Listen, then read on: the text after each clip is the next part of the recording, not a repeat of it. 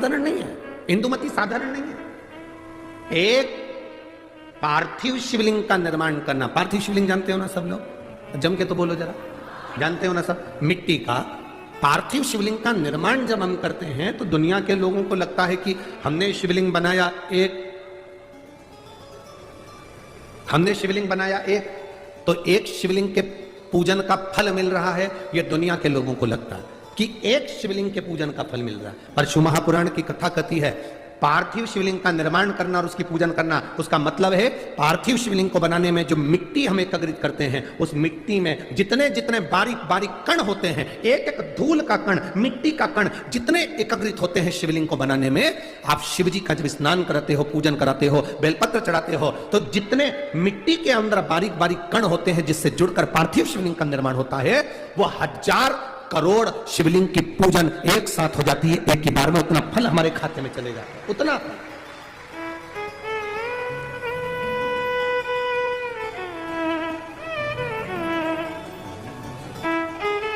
शंभो शरणे मांगू घड़ी रे, दुख काटो दया करी दर्शन आपो। शंभो शरणे मांगू घड़ी रे घड़ी, दुख काटो दया करी दर्शन आपो। एक पार्थिव शिवलिंग का निर्माण करना मतलब लाखों शंकर भगवान के स्वरूप की पूजन करना, एक पार्थिव शिवलिंग का निर्माण करना। आप में से कितने लोग हैं जो महीने में, 2 महीने में, 6 महीने में एक बार पार्थिव बनाते हैं? उठाओ जरा हाथ। एक आध बार पार्थिव बनाते हो? रखो। Stylish top and bottom sets for 10 on 10 festive looks. Meesho, download now. MoneyView से 5 लाख तक का लोन पाओ मिनटों में, और जो मन में आए वो करो। Download the MoneyView app now. कुछ मत करो, आज अमरावती की इस पवित्र धारा से एक संकल्प ले लो कि महीने में जो हर महीने शिवरात्रि आती है, मैं महीने की हर महीने जो शिवरात्रि आती है उस शिवरात्रि पर अपने गमले में, घर में जो मिट्टी हो, गमले में मिट्टी हो, पेड़ पौधे की जो मिट्टी हो, अपने गमले की ही मिट्टी को वहीं पर ऊपर उठाकर उसी गमले के अंदर शिवलिंग बनाकर वहीं पर पूजन कर कर वहीं पर उसका विसर्जन कर दूंगी। उसका भी जो पुण्य है उतना ही मिलेगा जितना पार्थिव शिवलिंग के पूजन का। कोई नियम बना लो कि 1 महीने में एक बार मुझे पार्थिव बनाना, कोई नियम बना लो मैं 3 महीने में एक बार पार्थिव बनाऊंगा, कोई नियम बनाओ कि मैं 6 महीने में एक बार पार्थिव बनाऊंगा, कोई नियम बना लो कि मैं साल भर में एक बार, जो सावन के महीने में शिवरात्रि आती है, जैसा आप लोग सब ऑनलाइन बनाते ही हो, पार्थिव का निर्माण करो। एक संकल्प अपने भीतर।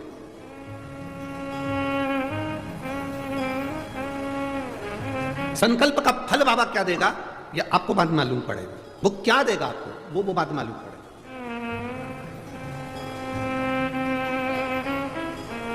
और तेरी कृपा बिना न हिले एक भी अणु, लेते हैं श्वास तेरी कृपा से तनो तनो। हे गंगाधार मुक्ति द्वार ओमकार तू, भोले ओमकार तू।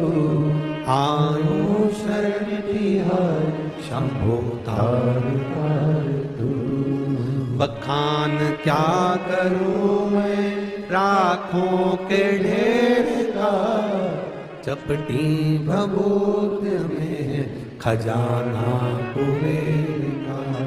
हे गंगाधार मुक्ति द्वार ओमकार तू, भोले ओमकार तू। आयो शरण तिहार शंभो तार तार तू। एक संकल्प अपने भीतर होना चाहिए। जब हम संकल्प ले लेते हैं तो पूर्ण वो करता है, उसका फल भी बहुत देता है।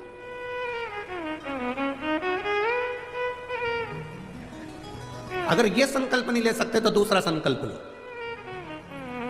महीने में एक बार बेलपत्री के वृक्ष के नीचे जाऊंगी और बेलपत्री के वृक्ष के नीचे जल चढ़ाकर आऊंगी, जिससे बेलपत्र के वृक्ष की छांव मेरे मस्तक पर पड़े। कहते हैं एक बेलपत्र के वृक्ष में 33 कोटि देवी देवताओं का निवास होता है। जब एक बेलपत्र के वृक्ष के नीचे हम जाते हैं तो यह समझ लें कि 33 कोटि देवी देवताओं की छत्र छाया में हम पहुंच गए। 33 कोटि देवी देवताओं की छत्र छाया में हम पहुंचे। ये भाव अपने भीतर प्रकट करो।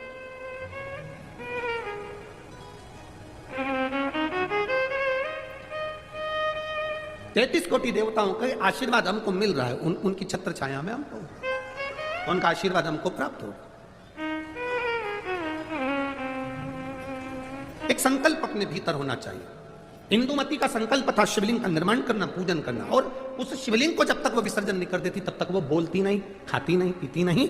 और कोई बीच में आकर अगर मान लो किसी सेना ने आक्रमण भी कर लिया तो उसको शस्त्र से लड़ने की जरूरत नहीं पड़ती थी। राजा भीष्मक, विदर्भराज भीष्मक शस्त्र लेकर आगे नहीं बढ़ता था। केवल इंदुमती का जो शिवलिंग का विसर्जन करने जाती थी इंदुमती, उसके नेत्र की ज्वाला इतनी प्रबल होती थी कि सामने जो सेना आती थी वो जलकर राख हो जाती थी, इसलिए कोई आक्रमण नहीं कर पाता था। इंदुमती का इतना इंदुमती के संकल्प का फल था। इतना सहज है शंकर भगवान की भक्ति करना, शिव नाम लेना, राम नाम लेना, कृष्ण नाम लेना, भगवान की भक्ति को धारण करना, दत्त नाम लेना, कोई साधारण है? आप जिस भाव से भगवान की भक्ति कर रहे हैं वो भगवान की भक्ति भगवान स्वीकार करता है।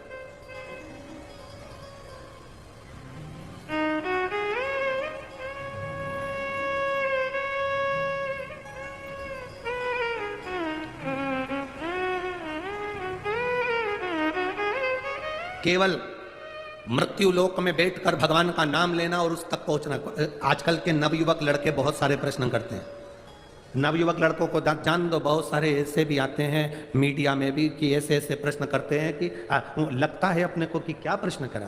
अभी यहाँ कथा थी धूलिया में, तो एक मीडिया वाले ने प्रश्न किया कि आप लोग सनातन धर्म की ध्वजा लेकर आगे चलते हो, कहते हो दिया लगाओ, अगरबत्ती लगाओ, भगवान की पूजन करो, मंदिर जाओ, एक लोटा जल चढ़ाओ, भगवान शंकर का नाम लो। क्या भगवान को मालूम पड़ता है किसने नाम लिया?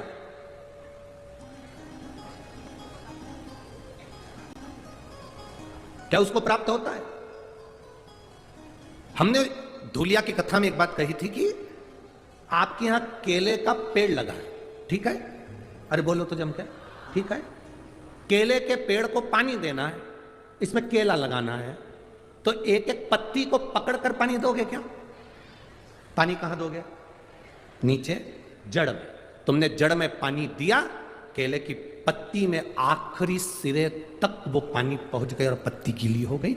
एक एक फल में वो पानी पहुंच गया, उसके तने में पानी पहुंच गया, केले की एक एक पत्ती में पानी पहुंच गया, उसकी जड़ में पानी दिया और वो ऊपर तक पहुंच जाता है। उसी तरह जब हम नीचे देवादिदेव महादेव को इस मृत्यु लोक में जब जल चढ़ाते हैं तो वो 33 कोटि देवताओं तक पहुंच जाता है। एक एक में भेद हो सकता है, पर शिव महापुराण की कथा कभी भेद करना नहीं सिखाती। शिव महापुराण की कथा कहती है शंकर भगवान के शिवलिंग पर जो जल चढ़ाते हो वो जल एक केवल देवादिदेव महादेव को नहीं मिलता, वो जल सारे 33 कोटि देवी देवताओं को प्राप्त होता है। ब्रह्मा विष्णु महेश तीनों उस शिवलिंग के अंतर्गत विराजमान है। माता पार्वती उस शिवलिंग के अंतर्गत विराजमान है। स्वयं गणेश कार्तिकेय वहीं विराजमान है। अशोक सुंदरी वहीं विराजमान है। जया विषहरा शामरीवारी दौतरी देव शंकर भगवान की 5 लड़कियां भी वहीं पर विराजमान है। और जहां से जल बहकर उत्तर की ओर जाता है, जितनी दूर तक जल जाता है उसमें 33 कोटि देवी देवताओं का निवास है। हमने जल केवल महादेव को दिया और पहुंचा सबको।